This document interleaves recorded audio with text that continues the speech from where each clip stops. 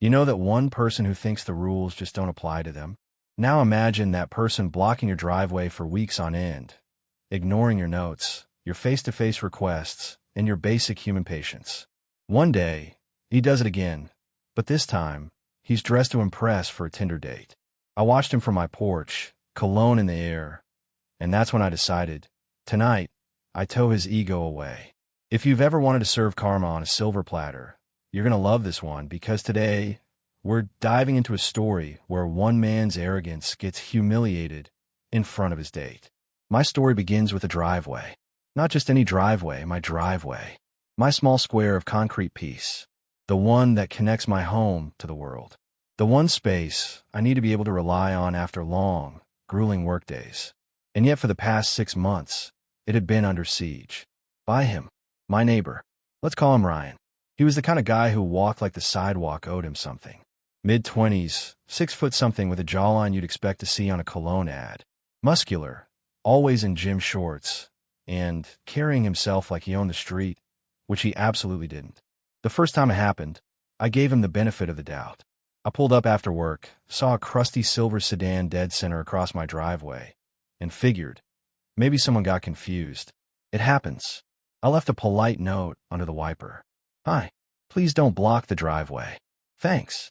Simple, human, reasonable. But the next day, it was there again. So I knocked on his door. Ryan answered, shirtless, with a protein shake in hand and zero awareness on his face. Hey man, sorry. Can you move your car? I live next door, and you're blocking my driveway again. He looked at me like I'd asked him to donate a kidney, then shrugged and said, Yeah, I was just here for a bit. That phrase, just a bit, would come haunt me, because a bit was never 5 minutes. It was hours. 3, 4, sometimes more. Every single time he parked there, I couldn't leave. Couldn't come home. Couldn't have a normal day. I tried everything. More notes, polite reminders, even knocking again.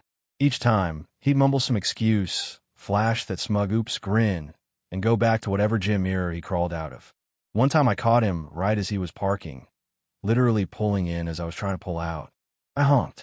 I rolled my window down and gestured, and he just waved me off, rolled his own window up and walked away. It wasn't a misunderstanding anymore. It was disrespect, but I didn't want to be the petty neighbor. I didn't want to start a war over concrete and courtesy. So I waited.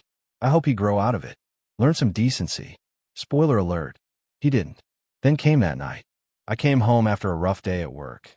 The kind of day where you feel like your soul has been pressure-washed in frustration. And, of course, there it was.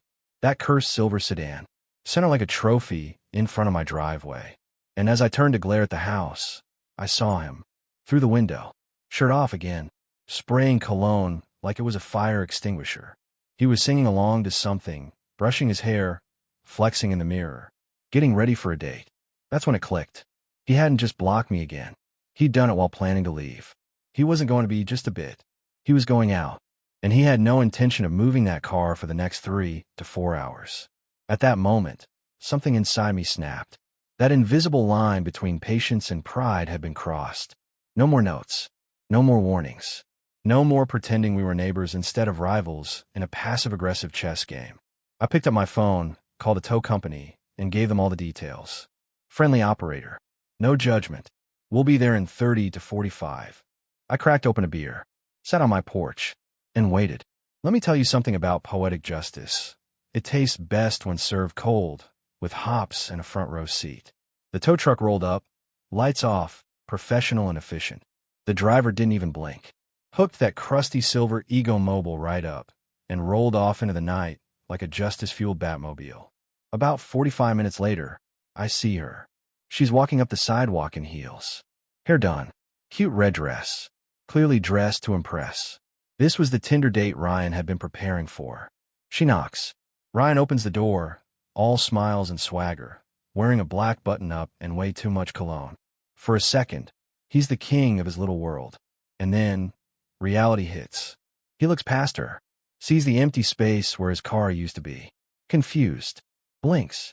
Scans the street like it's playing a prank on him. He mutters, "Where's my car?"